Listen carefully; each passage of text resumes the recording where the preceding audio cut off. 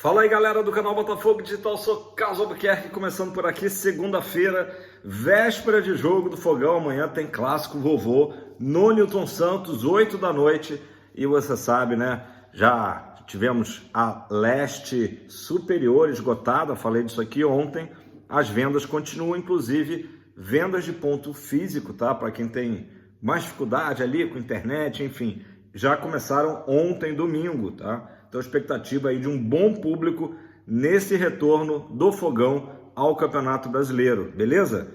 Gente, vamos falar do Vinícius Lopes. Vocês lembram do Vinícius Lopes? Pois é, jogador que fez 20 partidas pelo Botafogo e 2 gols, só que esses 2 gols dele foram bem importantes, tá? Bem importantes. Vou recordar aqui com vocês, tá? Um foi a vitória do Botafogo em Bragança Paulista por 1-0, um jogo que o Botafogo sofreu a beça e acabou sendo premiado com esse gol, né? Digamos assim, a vitória até meio que injusta, né? Um placar injusto, mas de qualquer maneira o Botafogo saiu com a vitória diante do Bragantino. E o outro gol também, um gol muito marcante do Vinícius Lopes, na Batalha do Beira-Rio, aquele 3-2 ali, uma virada incrível. O Inter faz 2-0 logo no começo do jogo, e depois o Botafogo vai buscar o resultado e o Vinícius Lopes também faz o gol decisivo, né?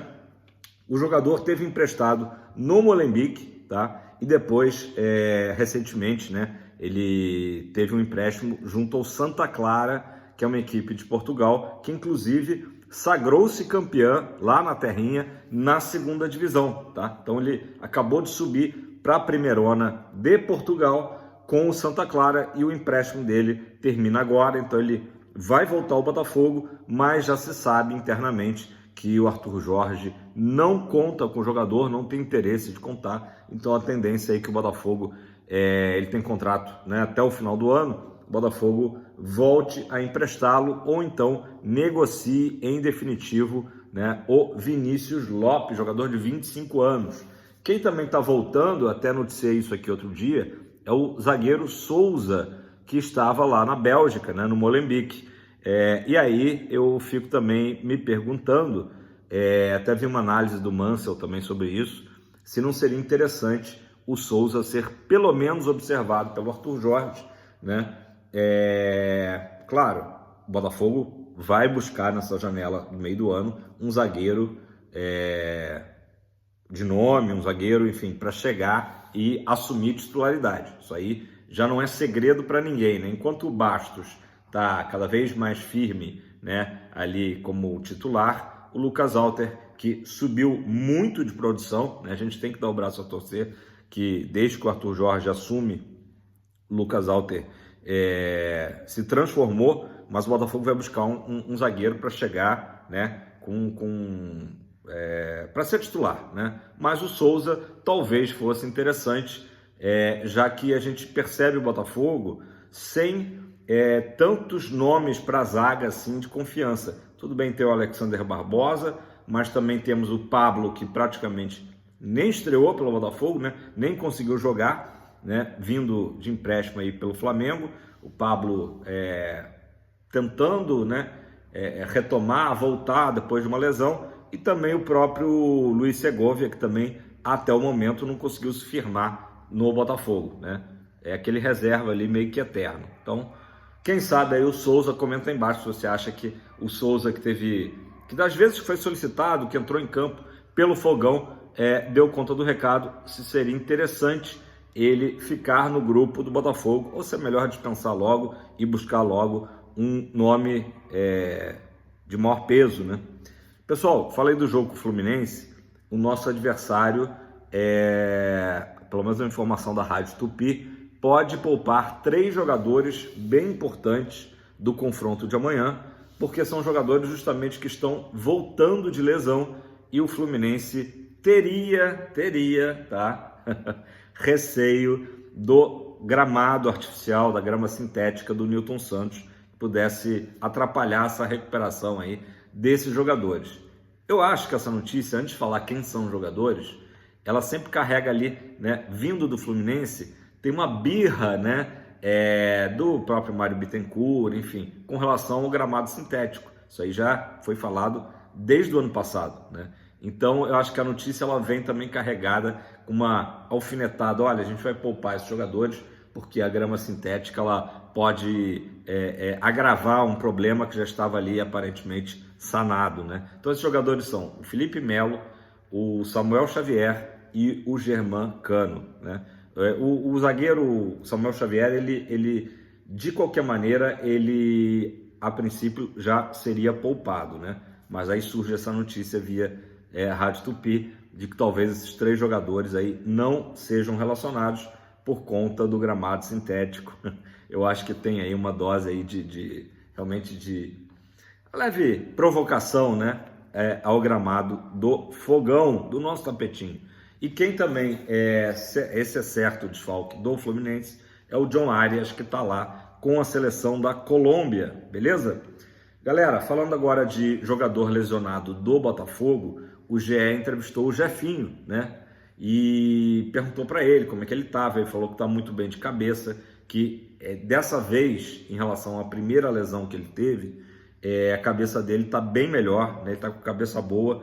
Ele entendeu que isso faz parte do futebol. Grandes jogadores, né? Todo mundo está sujeito a lesões. Então, diz ele que está bem melhor de cabeça, claro, contando os dias para retornar. E quantos dias seriam esses, né? Ele disse ao GE que a expectativa é de mais um mês aí até o seu retorno, né? A gente sabe que o Botafogo tem mais 6 jogos agora no mês de junho, então aí pelo menos aí 6 jogos, provavelmente mais até o retorno do Jefinho. Só para a gente lembrar, o Jefinho vinha num momento bastante instável, né? A torcida pegando muito no pé dele, até que ele esquenta o banco contra o Universitário lá em Lima, é lançado no segundo tempo pelo Arthur Jorge e acaba fazendo o gol da vitória do Botafogo. Isso foi dia 14 de maio, o jogo em que o Jefinho decide ao nosso favor, mas também em seguida tem a lesão no próprio jogo, né? Um lançamento do Yarley, né? Em que o Jefinho entrava ali em condições de fazer até o seu segundo gol, acabou sentindo essa lesão que, né, tá tirando ele do Botafogo.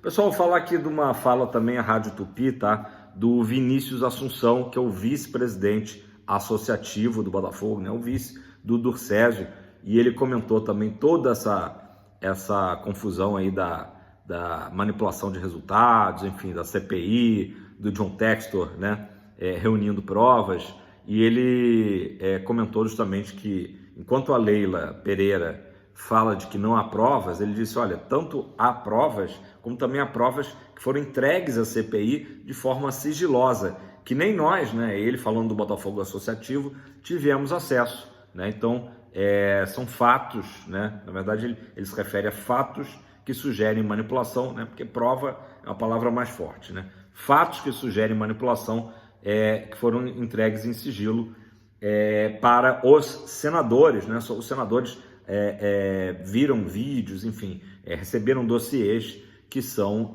nesse momento, pelo menos, secretos, né? A gente tem que lembrar que, semana passada até trouxe essa informação, o Cajuru falou também de um juiz que recebeu proposta para alterar, né,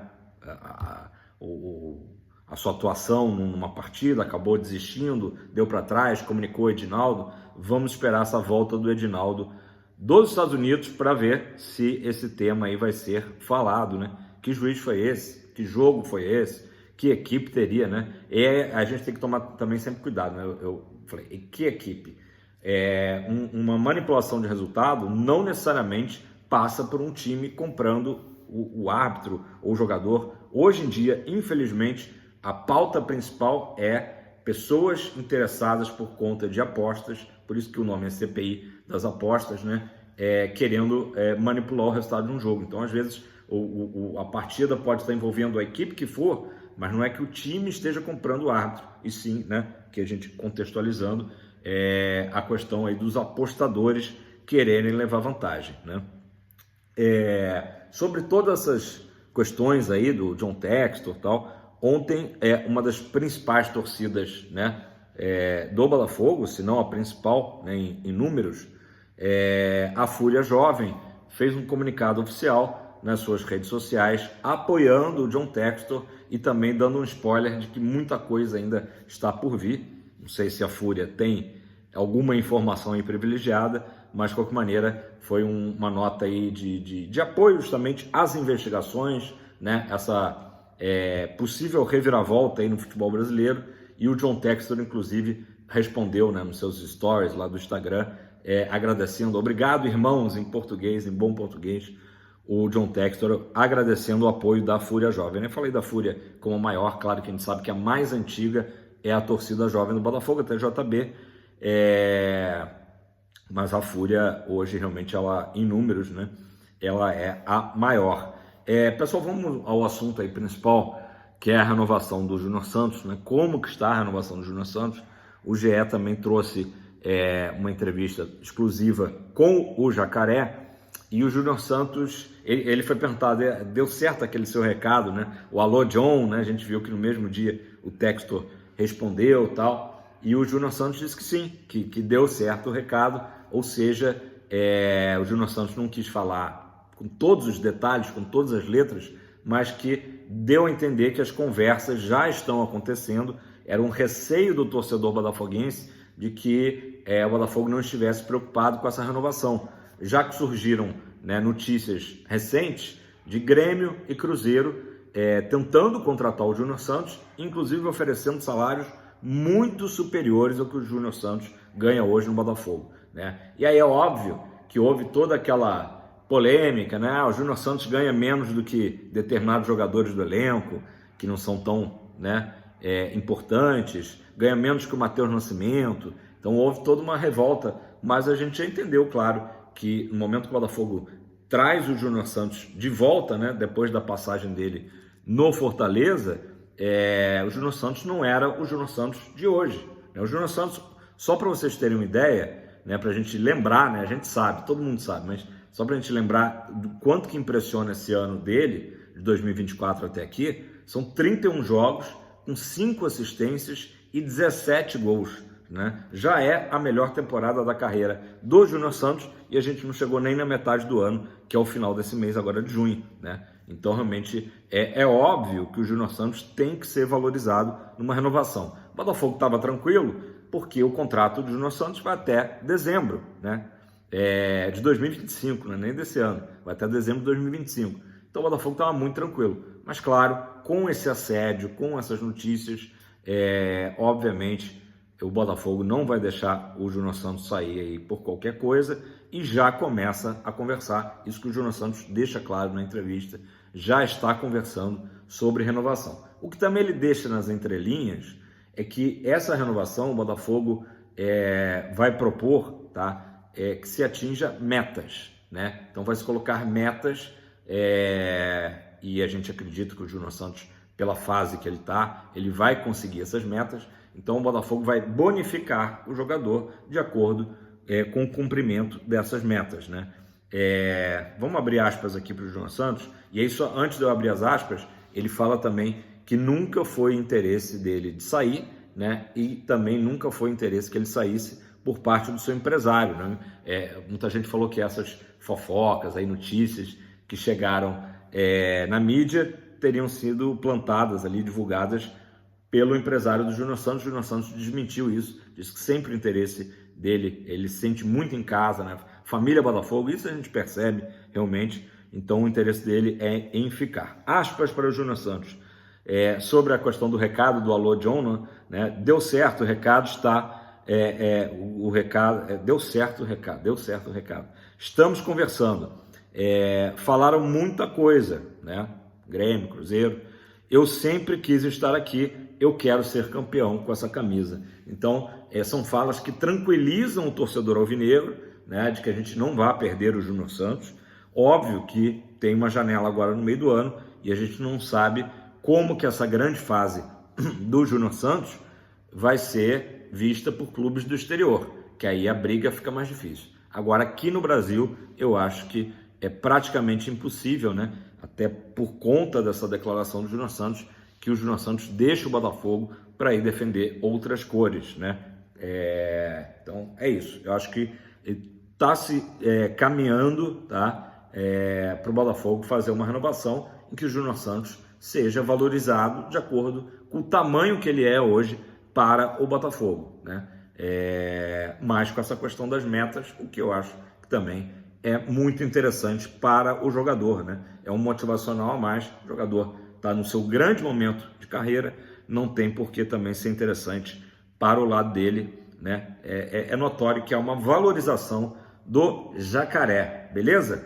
Galera, por hoje é só, então amanhã a gente tem esse jogo muito importante, retomada aí do Brasileirão, né? Se você puder ir ao jogo, né? A gente sempre convoca aí o torcedor do Botafogo. Aliás, queria fazer um comentário, né? Eu falei que sábado eu passei o dia fora, fui a Miguel Pereira, enfim, rodei bastante. O que eu vi de camisas alvinegras, ó, passei por Japeri, né? Que é uma cidade a caminho lá da Serra, em Miguel Pereira, na volta para o Rio, muitos torcedores botafoguenses de todas as classes sociais, todos os locais, envergando com muito orgulho a camisa alvinegra.